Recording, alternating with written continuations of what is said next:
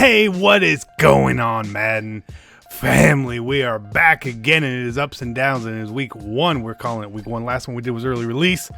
We've all played the game now for a little bit, at least 4, 5, 6 days minimum. You've been playing the game. Let's talk about Mud. Ups and Downs is a series, if you guys have not seen it before. We're talking about what is good, what is bad currently. And since it's the first one of the year, really, we're talking about pretty much everything that is out currently. Going forward, it's essentially on the content that has come from episode to episode. Make sense? Cool? Got it? Good. Let's start. Solo battles. Huge up. It's amazing. I know it's a little hard for some people, and I get that it's not supposed to be easy, but it is great. It is really great, and I think it's probably the best addition into MUT this year, because it's going to make a lot of people a lot of coins.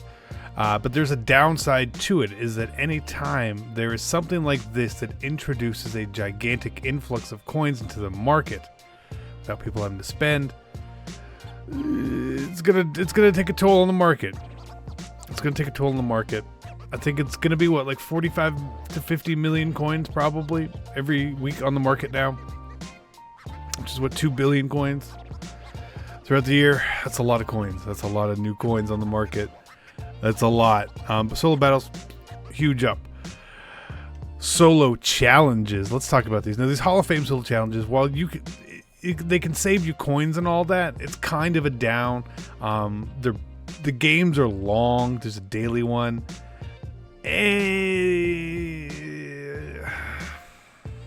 Not my favorite. Not my favorite. I don't like long solos. These legend solos, these are fine, no problem. Training camp solos could have been an up, but geez, like 30. The only reason to play this one is because you get power up fantasy packs. You can get some players and maybe make some coins on it. But getting this stuff, 100 solo, that's a lot. That's a lot. I mean, it's worth 10K a week probably. I wish it was more. Journey, the rewards, I honestly do not think they're that good. There's a lot of solos. It's a lot of solos, and it's not a lot of rewards throughout it. Yeah, you make 100,000 coins and get some packs and some stuff in the wins, but I don't feel like it's nearly as rewarding as these shorter ones, like the Rookie Gauntlet. Super rewarding. The Team Diamonds felt really rewarding. Campaign even felt really rewarding. Journey, just not a fan. Campaign, like, okay, so Campaign up, Team Diamonds up, Rookie Gauntlet up. Those are all good. Those are all good. Now we got limited editions on launch. The Ed Reed, Steve Smith, the punter, and the kicker. It's an up. And what goes along with those is now the quick sell value on limited editions is 500,000 coins, and that's very good. Now, at times, it's not going to be very good because we know that the cards aren't going to be cheap. So if you don't have 500K, you literally can't get one off the block no matter how hard you try. It's just not going to happen. But if you pull one, and you pull one that is not necessarily desirable, just wait till there's a fullback limited edition. You're going to be happy there's a 500K quick sell. So I like that. Packs and pack value are hugely up. Packs are a ton of value, lots of good stuff to go with them. Whether you're opening with coins or points or however you're getting your packs, packs are good. You can make a lot of coins. You can make a lot of training. Now, training itself is controlling everything. You may not think so, but training controls the market right now. It controls everything we do at this point, which goes into an up. With the Power Up program is done exquisitely well. This year it has been amazing. There's a couple downs to it though. One thing a down is if you say you take off an ability on someone, you don't get it back. You don't get anything back. So I hope that does change. But just the way that training works and the power up system and how you lose 50%, and 50% feels like a lot when you downgrade a card. But I get why it's 50%, because you're taking a hit, and you should take a hit. That's just me personally. The pre-order bonus was an up. You got a 90 overall Antonio Brown essentially. That's pretty good. Or an 89 you could power up. It's pretty good. It's a really good MUT right now, guys. Guys, MUT is really, really good. The Hall of Fame sets, slight minor, like a minor up, if anything. Now, some of the sets, I mean, these sets take a lot. You guys, I've done them. I had a method of doing it. And I don't know how effective it is anymore now that Saquon Barkley set is out and all the rookies plummeted in price, just as I thought they would, which is why I was selling them, because there was just too many cards in that set. But this stuff is expensive. You know, you can obviously get these cards using trophies, right? Yeah, one trophy, right? Yeah, one trophy for 77, so it's 93 trophies. But these are the power-up cards, so you need this card if you want the powered-up T.O., Urlacher, Rod Woodson, Terrell Davis, Dan Marino throughout the year. You need to have this card powered up. So I don't think this stuff is going away. So maybe it's not a rush to do it. The exchange sets are actually been pretty good because we got so many Nat cards through doing solos and stuff that you can actually exchange them and make coins. You know, use this set, right? You get a bunch of Nat cards. You don't want to do diamond sets, make 10K, 12K, etc. Upgrade them, bam, bam, bam. It works out well. This Saquon Barkley set, great idea. It's great for Rookie Premier, but for the market, this set has taken a number. It's taken a toll on the market. Like, oh my God. You need 57 unique items. Wow, that is loud. 57 unique items to do this. These cards were expensive before. They're not so expensive now. Like, some of the high ones are obviously going to stay expensive, but like, I know I sold this guy for, you know, a bunch of coins. He's expensive, right? He's expensive. Quentin Nelson, he's expensive. Like, the set is expensive to do.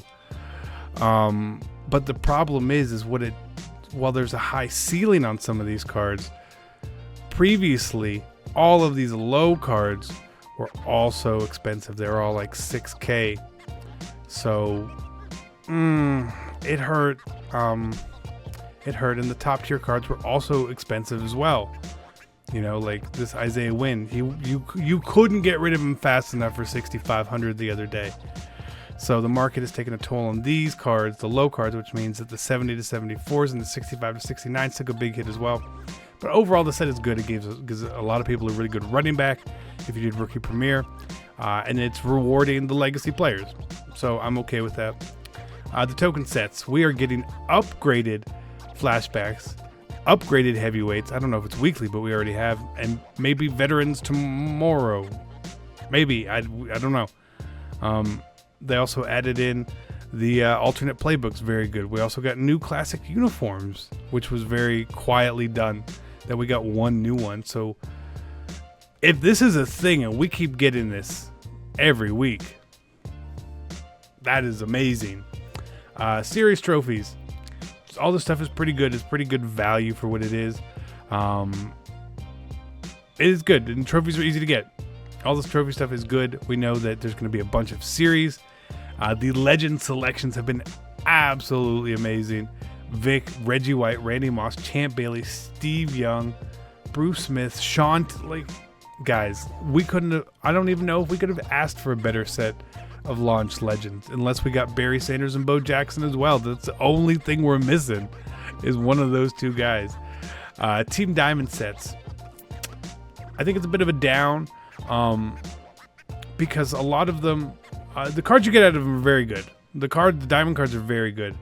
But a lot of the problem is that some of these sets, like, you have to collect all the Broncos, and you get a Chris Harris, which is good.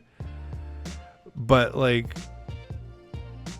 you got to collect Von Miller, which is, like, it's okay. He's 300K. Chris Harris is 40K, so it's 340.